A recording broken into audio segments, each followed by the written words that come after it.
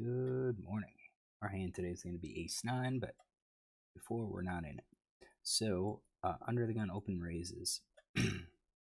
He's playing 29-11. We only have 29 hands on him. We've got 3-bet range, we've got a 4-bet range, we've got called 2 bets, but overall just 28 hands. This will be the first time that he's raised first in. He's limped first in. It's kind of hard to set up a range for him. This looks like 20%. I mean, this is 1 out of 5. We might be able to like narrow it down since he is like under the gun and say, well, we know he's gonna limp some of the time. So let's kind of narrow this down and say we think he would probably raise like first in, maybe something like that. And again, we just VPIP is 29, but preflop raise is 11%. So maybe he's raising something like this. And then we've got a raise by this guy, 21 hands, and right now he's playing 81, 43, 14. So again, not a player that has a whole lot of hands, but he is definitely seeming like he is playing a lot of them. This is only the second time that he's 3-bet, though. So we know he's playing a lot. He tends to raise a lot, pre-flop raise. So we need to think about, well, what hands is he going to be 3-betting with here? Fortunately, we do have a 3-bet range. We got 5s, king, queen suited, and king 9 suited. So, if he's going to raise with 5s, he's probably raising with all of his pocket pairs. King queen fits like what I would say is ace jack plus ace jack suited plus ace queen, like king jack, king queen, queen jack, jack 10, maybe like jack 10 9 suited, and maybe probably like ace 10. But then to get to the king 9 suited, I had to go all the way down here. And I think with the king 9 suited, we're probably also expanding into at least suited connectors down here. At least some of those. And then probably also suited aces. And I'm curious if it's all suited aces. Maybe it is, maybe it's not. But we're at like 15% here. And we could argue maybe he's also doing some of these one gappers as well. So that's going to be about 16%. I think we'll go with that. Now gets back villain 4 bets, and I think that like really narrows down his range a bit. So I do know we have a 4-bet stat, and I'm wondering if that is this game. But players that 4-bet, I think there's going to be 2 reasons. One, this guy has been playing with him for a while and realizes that he is basically just a loose aggressive player, at least pre-flop, and just plays a very wide range of hands. Why he has such a large stack, he could have gotten lucky. He's getting people to call down very lightly with him. Who knows? But he might say, I've got a 4-bet, I'm in position, I can easily do it with all of these hands. Or he can say, he had opportunity just to call with hands. So now I'm just going to say we're going to go with that range as a 4-bet against a player that I'm going to assume he's recognizing as a loose player. And then the blind calls. So at this point,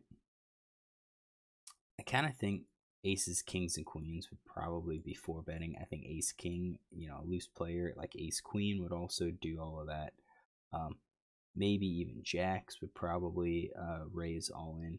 There's a question, maybe ace jack, king queen, queen jack would do all of that. But I think what we've done is we've narrowed down a range. So we've got like a really strong top heavy hand versus some speculative hands. So the flop comes down jack 4-2.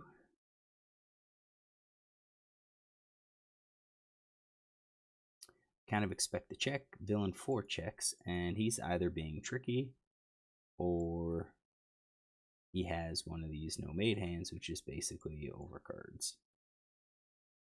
And I'm going to say he basically, I bet he has these overcards. Ace king, ace queen. Queen of hearts comes out. Villain bets 7.7.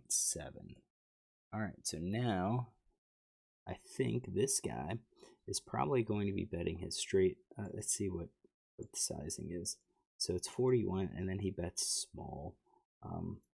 This is, geez, about 1/5, about 20% or so.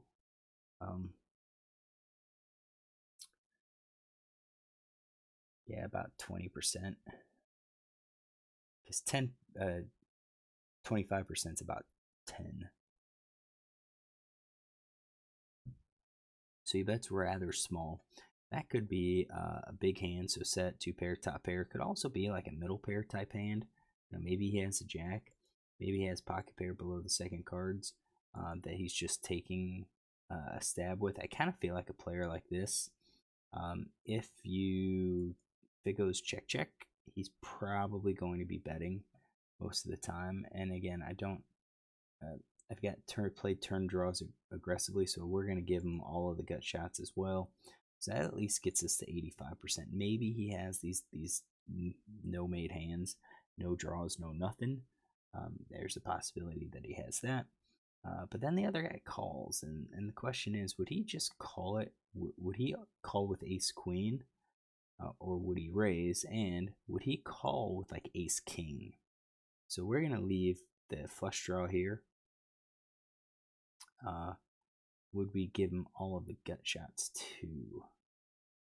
Ooh, yeah, I think we will. I think ace queen probably just calls. So I think 100% of the time he's calling with his range. So he either has a gut shot or he has queens. River comes 4 clubs. Villain 1 checks. Kind of suggests that he misses. I think he would have continued betting even the top pair. So I think at this point it's looking at like something like this.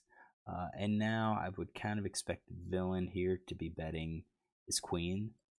The top pair of queens. And when Villain calls, I mean, he bet fairly large. I mean, he bet 2/3 pot, maybe more. And he gets called. So what is he calling with?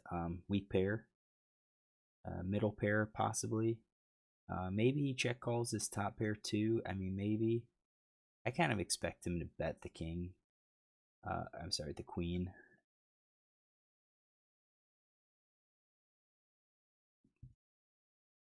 Yeah, I think it'll just be middle pair. And maybe the weak pair he's calling to protect against a bluff. Maybe. I can't imagine ace high.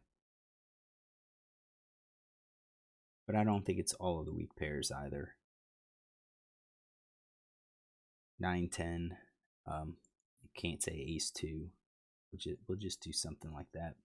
So we see River. He shows king queen, so he did have a king queen hand.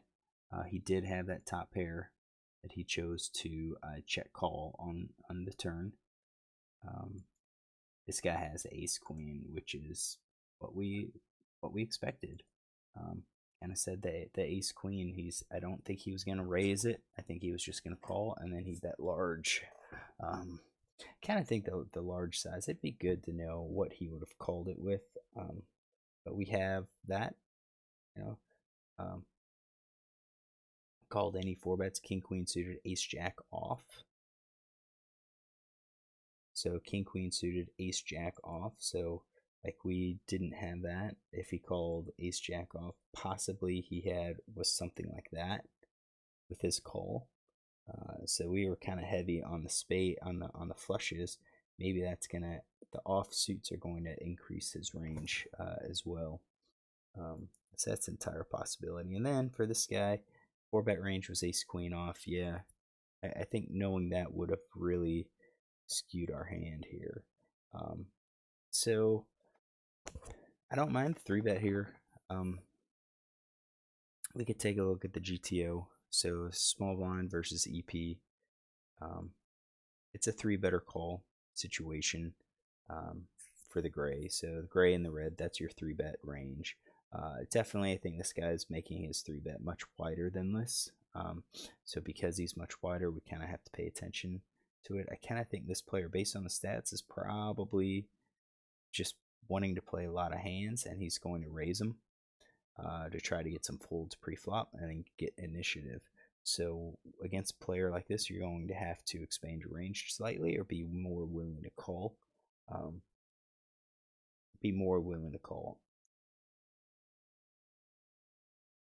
It doesn't mean you have to call with a bunch of weak hands, but you know, against that range, you're looking at, if we're in position, you're going to be able to call a bit make some profitable calls with, an ace jack suited or a king jack suited as well. I'm not sure if I like his 4-bet. I think that's definitely against a player like this. Yeah, I think a 4-bet could work. We are in position. Definitely, I think, against a better opponent, I think ace queen's going to be a little questionable to play. But at the weaker players with who are weaker post flop, I think you could probably 3-bet this. And again, this player has to be loose. Has to have a loose 3-bet range. If it's a typical 3-bet range, I think you're probably just going to fold that, because typical 3-bet ranges are at a minimum queens plus ace king. Occasionally it'll go down to jacks and tens, and maybe it'll include like ace queen and maybe king queen suited. If it has king queen suited, then they've probably gone down to ace jack off. You don't normally see ace queen. Ace jack. It'll go to ace jack suited. You normally don't see ace jack off in that 3-betting range, so they would be much stronger, and an ace queen would be basically at the very bottom of the 3-betting range. Post flop, when it goes check check, I don't mind his check. On a board like this, you've got 2 overs. You don't really have any sort of backdoor. This guy has exhibited pretty good strength with this 3-bet and then a call. Pot's already 41, so if you make a bet at like half pot 20, you're gonna make the pot 20, or you're gonna make the pot 80, and then you're going to have basically like a 75% pot bet on the turn. If you're gonna make that play, you need to have backdoor flush draw. You need to have maybe like an ace 5, ace 3 with a backdoor flush draw as well. Maybe like ace king suited, ace queen suited, king queen suited, where you can improve with a face card or a card of your choice. Again, backdoor flush draw. I think I would like that c-bet. He's demonstrating that with being loose, he's probably not going to be folding. And he does fold on the flop occasionally, but yeah. So I think that's kind of the hand. This is, I've seen players like this more recently. More of these players I have seen in the last several months than I did all of last year and the year before. So perhaps they're attending some sort of training site, or they're studying together and trying to do this crazy, we're going to play most hands and we're going to raise with them. But hopefully you enjoyed this hand. This was hand reading exercise. Looks like we had all of the hand reading exercises, all of the hands in the range. I do think we would have to modify pre-flop range to include the offsuit in this player's hands. So if you like this hand, look for another hand reading exercise tomorrow.